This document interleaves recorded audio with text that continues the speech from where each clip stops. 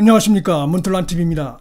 지난 대선 막판에 있었던 추악한 언론 공작, 이것이 드러나가지고 상당한 충격을 주고 있고, 자, 이 김만배의 배후를 캐야 된다. 이 김만배 단독 범행일 리가 없다 라는 얘기들이 점점 커지고 있습니다. 그래서 철저히 수사를 해서 당시 김만배가 기획한 대장동 프레임을 이재명에서 윤석열로 바꾸려고 하는 황당한 이라는 그 행태의 배후가 누군지, 이 부분에 대해서 철저히 수사를 해야 된다, 이런 목소리가 점점 커지고 있습니다.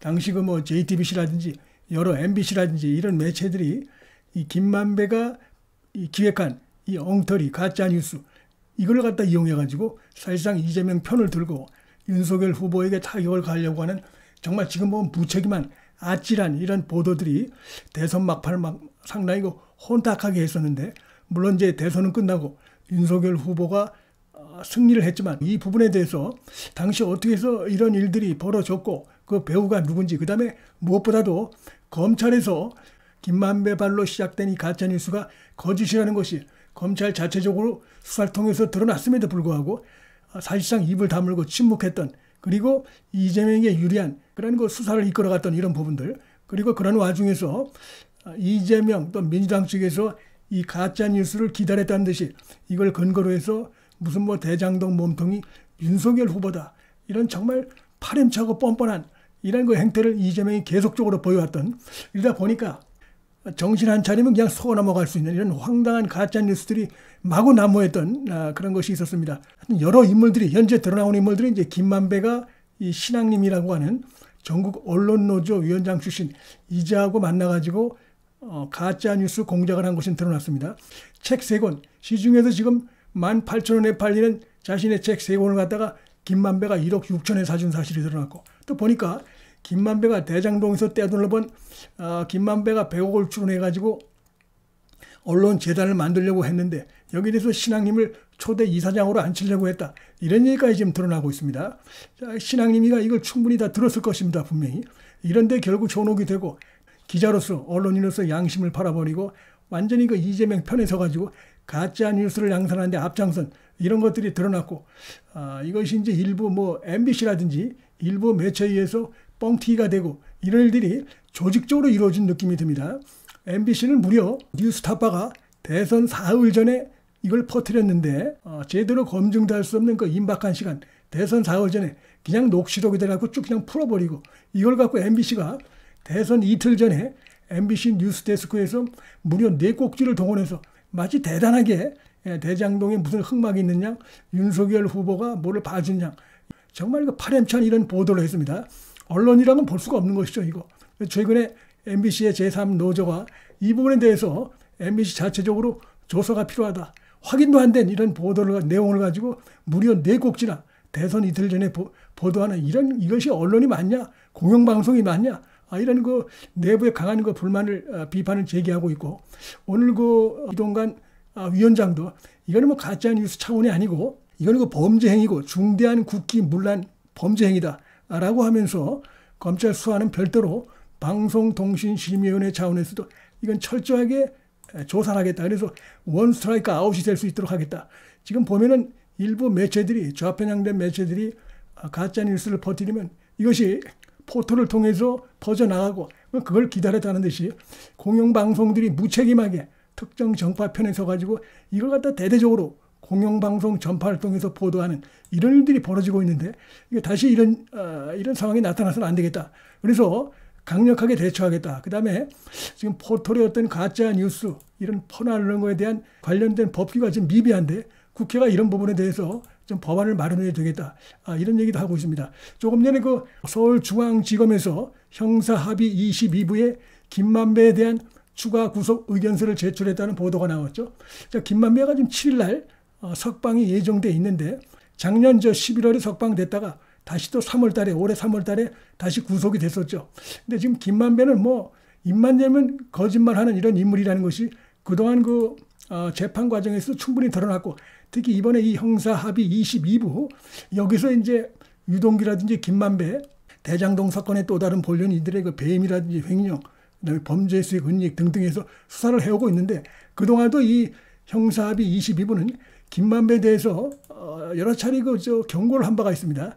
김만배가 법정에만 나오면 뻔한 앞뒤가 맞지 않는 이런 그 발언들을 해가지고 재판부로부터 그 따위로 답변하려면 앞으로 구치소에서 부르지 않겠다. 이런 경고까지 여러 차례 받은 바가 있는데, 그래서 지금 이제 이번에 이 대선 사흘 전에 터져나온 김만배가 기획한 이런 거 언론 공작 추악한 뭐 제2의 뭐 병풍 사태고 제2의 김대엽 사건이다 이렇게 봐도 무리가 없다고 보는데, 자, 이 사건에 보니까 김만배가 개입됐다는 게 분명히 드러나 있어요. 이거는 이제 빠져나갈 수 없는 게 조용이라고 하는 인물, 이 인물이 검찰에서 실토를 했습니다. 내가 김만배로부터 그런 얘기를 들었다. 우영아, 내가 지금 뉴스타파하고 인터뷰를 했는데 네가 검찰에서 조사받을 때 윤석열 당시 중수위과장이 너한테 저 커피 타주고 봐줬고 그래서 그냥 없던 일로 해서 범죄를 덮어줬다고 내가 얘기를 했는데 그냥 모른 척하고 있어. 이런 거 황당한 얘기를 했다는 겁니다. 단지 이제 천화동인 6호 소유주인데 대장동에서 떼돈을 벌었으니까 그렇게 해야 우리가 이재명이가 돼야 우리가 살고 돈도 그대로 가져갈 수 있다. 윤석열이 되면 우리 망한다. 그렇게 요구를 했는데 조용히 불행 중 다행히도 검찰 수사에서 문재인 정권 당시지만 검찰 수사에서 그거 아니다. 나는 검찰에서 수사받을 때 윤석열 중수이과장을 만난 적이 없다. 내가 만난 것은 박모 검사의 일뿐이다. 라고 밝힘으로써 김만배의 발언이 거짓말인 것이 드러났습니다.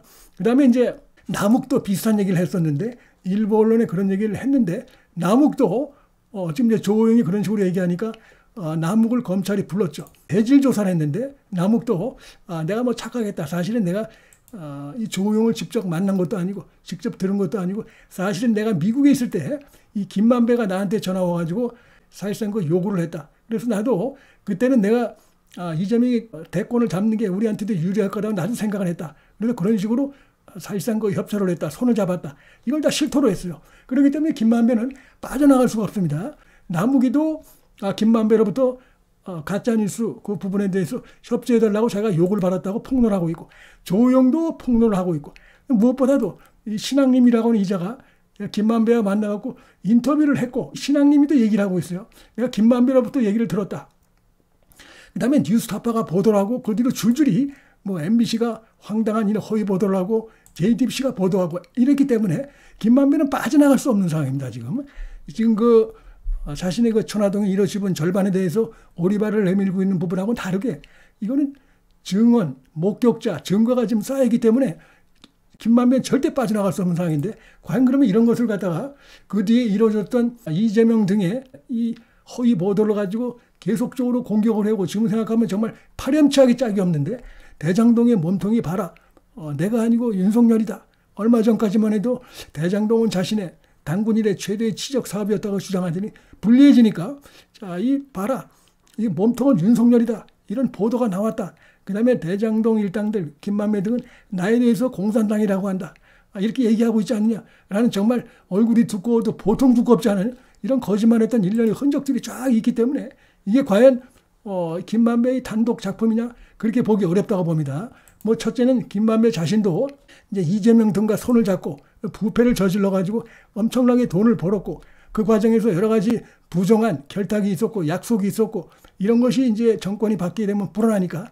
근데 지금 상황이 갑자기 대장동 수사가 검찰에서 본격화되고 하나 둘씩 유동규가 구속이 되고 정의과학 녹취록이 나오고 그러다 보니까 결국은 신앙님 등을 만나가지고 뉴스타파를 만나서 평소에 윤석열 후보에 대해서 비판적인 부정적인 그다음에 이재명 편에 섰던 민주당 편에 섰던 이런 자를 만나갖고 이제 기획을 한 것인데 과연 이게 김만배가 단독을 했다 그렇게 보기 어렵다고 봅니다. 그래서 그 부분을 위해서 일단 10일날 구속기한 만료로 나오는데 형사합의 22부에 조금 전에 검찰이 구속기한 연장 이 부분에 대해서 의견서를 제출했는데 좀 전에 말씀드렸듯이 이 형사합의 22부는 그동안의 유동규, 남욱, 김만배 등을 재판하면서 특히 김만배의 거짓말에 대해서 아주 부정적인 불신을 많이 보였던 그런 재판부이기도 하기 때문에 때문에 아주 큰 게 터졌기 때문에 구속기한의 연장에 동의할 가능성이 상당히 크지 않은가. 그렇게 되면 이번 사건에 정말 몸통 배후가 어딘가 이 부분에 대한 수사를 이제 할 수 있을 텐데 찌라니스 이 공작으로 해서 가장 수혜를 입는 자는 당연히 이재명이고 이재명 일당입니다. 그리고 이제 이 김만배 같은 대장동 일당들인데 김만배가 핵심이죠. 대장동 일당은. 그다음에 역시 이재명과 이들인데 때문에 지금 이재명에 대해서 의심을 할 수밖에 없고 실제로 이 정진상과 김만배는 과거에 이재명이 성남시장 재선 투표 하루 전에도 정진상이 유동규 김만배에게 요청을 해가지고 이재명의 상대 후보에게 불리한 그런 내용이 YTN을 통해 가지고 보도가 되게 하는 것이 드러나서 그 부분은 별도로 수사가 되고 있는 이런 이력이 있고, 김만배가 워낙 입만 열면 거짓말하고 사기술 이런데 통달한 이런 모습을 좀 보여왔기 때문에 그래서 결국 이재명 측 이 정진상과 모종의 유착이 있었을 가능성이 대단히 크다. 그래서 이 부분에 대해서 이제 앞으로 김만배 구속 기한이 연장이 되면 바로 이 배후 몸통 결국은 이재명이고 정진상일 수밖에 없다고 보는데, 이 부분에 대해서 이제 제대로 수사가 되면 이재명은 더욱더 위기로 갈 수밖에 없다. 또 다른 언론 공작까지 한 이 사실도 요번에 이제 추가가 될 가능성이 대단히 크지 않은가 이런 생각이 듭니다.